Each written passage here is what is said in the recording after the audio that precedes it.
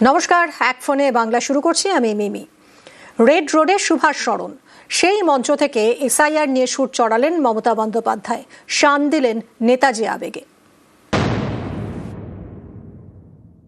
আজকে কি সুভাষচন্দ্র বসু বেঁচে থাকলেও তার নামটাও তাকে হিয়ারিং এ ডাকা হতো, ওই ফের চাওয়া হতো আপনি ভারতীয় কিনা।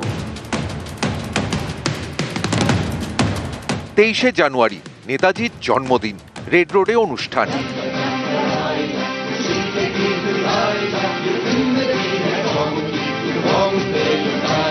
শুক্রবারের এই অনুষ্ঠান মঞ্চ থেকে এসআইআর ইস্যুতে সরব হন মমতা বন্দ্যোপাধ্যায়।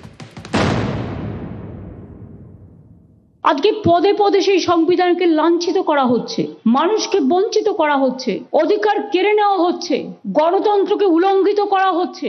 আজকে কি সুভাষচন্দ্র বসু বেঁচে থাকলেও তার নামটাও তাকে হিয়ারিং এ ডাকা হতো, ওই ফের চাওয়া হতো আপনি ভারতীয় কিনা। সুভাষচন্দ্র বসু বাঙালির আবেগ, দেশের গর্ব, জাতির গর্ব, যার পরিচয় বাঙালির পরিচয়। সেই নেতাজির নাতির ছেলে চন্দ্রকুমার বসুকে এসআইআর হিয়ারিং এর নোটিশ ধরিয়েছে নির্বাচন কমিশন। চন্দ্রকুমার বসু সহ পরিবারের 5 সদস্যকে শুনানিতে তলব করা হয়েছে। সেই চন্দ্রকুমার বসু এদিন ছিলেন রেড রোডের মঞ্চে। চন্দ্রবাবুকে তো অলরেডি ডেকেছেন, 1,38,000 মানুষকে ডেকেছেন এবং তার আগে 58 লক্ষ বাদ দিয়েছেন একতরফা ভাবে। 7 কোটি মানুষের মধ্যে যদি 2 কোটি বাদ চলে যায়, কত মানুষ অধিকার হারায়? 110 জনের বেশি মানুষ মারা গেছেন, রোজ 3-4 জন করে আত্মহত্যা করছেন ভয়ে। কেন ইলেকশনের বিরুদ্ধে কেস হবে না? এত মৃত্যুর দায় ইলেকশন কমিশনকে নিতে হবে এবং গভর্নমেন্ট অফ ইন্ডিয়াকে নিতে হবে। এবং হসপিটালে আজও মৃত্যুর সাথে লড়াই করছে আরো 40-45 জন। এদের জীবন নয়। আজ এতদিন পরে আমাদের প্রমাণ করতে হবে আমরা ভারতবর্ষের ভোটার কিনা। মিসম্যাপ বাদ দিয়ে দিয়েছে সব নাম। বাবা মায়ের জন্ম সার্টিফিকেট দিতে হচ্ছে। আজকে বাবা মাকে অসম্মান করার একটা প্রবণতা। রক্তটাকে রক্ষা করুন, প্রাণটাকে বাঁচান। শুধু নিজের ঘরে আগুন লাগলে জ্বালা লাগে, পাশের প্রতিবেশীর গায়ে আগুন লাগলে জ্বালা লাগে না। আজকে আমাদের লড়াই করতে হচ্ছে কৌরব পক্ষের সাথে, মানবতাকে লড়াই করতে হচ্ছে অমানবিকতার সাথে। মানবিকতা বনাম দানবিকতার লড়াই হয়ে গেছে। তুমি বাংলা জানো না, বাংলা ভাষাটা অসম্মান করে মিসম্যাপ করে মানুষকে যন্ত্রণায় ফেলছো। এই যন্ত্রণা আগামী দিন তোমাদেরও ভুগতে হবে, জেনে রেখো।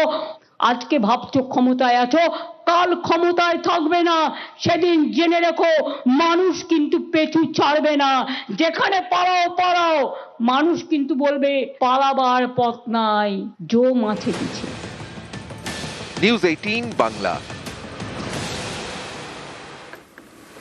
নেতাজি সুভাষচন্দ্র বসুর জন্মদিনে দিল্লি চলোর ডাক, কেন্দ্রের বিরুদ্ধে সুর চড়িয়ে দিল্লি চলোর ডাক দিলেন মমতা বন্দ্যোপাধ্যায়। আর একবার উঠুক স্লোগান, চলো দিল্লি চলো, এবং এই দানবতাকে সরিয়ে দিয়ে মানবিকতাকে প্রতিষ্ঠা করো। নেতাজি সুভাষচন্দ্র বসুর জন্মজয়ন্তী, রেড রোডের সুভাষ স্মরণ। শুক্রবার সেই মঞ্চ থেকে কেন্দ্রের বিরুদ্ধে মমতা বন্দ্যোপাধ্যায়ের সুর সপ্তমে। সুভাষচন্দ্র বোসের জন্মদিনে শ্রদ্ধার্ঘ জানান, সুভাষজিরা মরে না। যারা বীরপুরুষ হয়, যারা মহামানব হয়, তারা চিরকাল আমাদের হৃদয়ে বিরাজ করে। তাদের দিক নির্দেশের কথা বলেই বলছি, আর একবার উঠুক স্লোগান, চলো দিল্লি চলো, এবং এই দানবতাকে সরিয়ে দিয়ে মানবিকতাকে প্রতিষ্ঠা করো। স্বাধীনতার যে স্বপ্ন নেতাজি সুভাষচন্দ্র বোস, গান্ধীজি থেকে শুরু করে কবির ভাষায় রবীন্দ্রনাথ ঠাকুর, কখনো নজরুল ইসলাম, কখনো সংবিধান রচয়িতা কমিটির চেয়ারম্যান বাবা সাহেব আম্বেদকর, যারা স্বপ্ন দেখেছিলেন, আজকে তাদের স্বপ্ন ভেঙে টুকরো টুকরো হয়ে যাচ্ছে। নিজেদের ইতিহাস চাপিয়ে দেওয়া হচ্ছে, যার সাথে দেশের ইতিহাসের কোনো সম্পর্ক নেই। পদে পদে সেই সংবিধানকে লাঞ্ছিত করা হচ্ছে। নেতাজি সুভাষচন্দ্র বোস প্ল্যানিং কমিশন তৈরি করেছিলেন, আজকে সেটা তুলে দেওয়া হয়েছে জেনে বুঝে। আমরা লক্ষ্য রাখছি ভারতবর্ষের ইতিহাসকে গুলিয়ে দেওয়ার চেষ্টা হচ্ছে, ভারতবর্ষের মনীষীদের অসম্মান করা হচ্ছে। সে মহাত্মা গান্ধীজি হোক, বিশ্বকবি রবীন্দ্রনাথ ঠাকুরই হোক, নেতাজি সুভাষচন্দ্র বোসই হোক, বাবা সাহেব আম্বেদকরই হোক, ঈশ্বরচন্দ্র বিদ্যাসাগরই হোক, রাজা রামমোহন রায় হোক, একটা অসম্মান, একটা অসহিষ্ণুতা, একটা অরুচিকর কথাবার্তা, ভাষার প্রতি অসম্মান। বাংলা কি সব মেনে নেবে?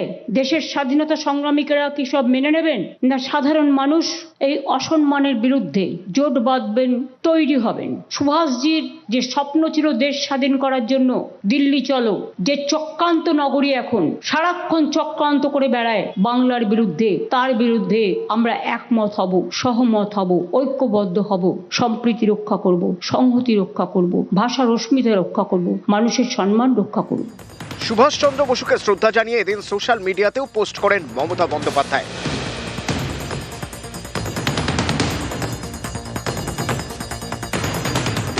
সোশ্যাল মিডিয়ায় মুখ্যমন্ত্রী লেখেন, অনেক আগেই রাজ্যের সমস্ত ফাইল প্রকাশ্যে আনা হয়েছে। ভারত সরকারের কাছে আবার আবেদন, নেতাজি সম্পর্কিত সব তথ্য ডিক্লাসিফাই করার জন্য। নিউজ 18 বাংলা। আক্রমণ হবে রাজনৈতিক, ব্যক্তিগত নয়। এবার ভোট প্রচারে মমতা বন্দ্যোপাধ্যায়কে ব্যক্তিগত আক্রমণ নয়, নয়া কৌশল বিজেপির।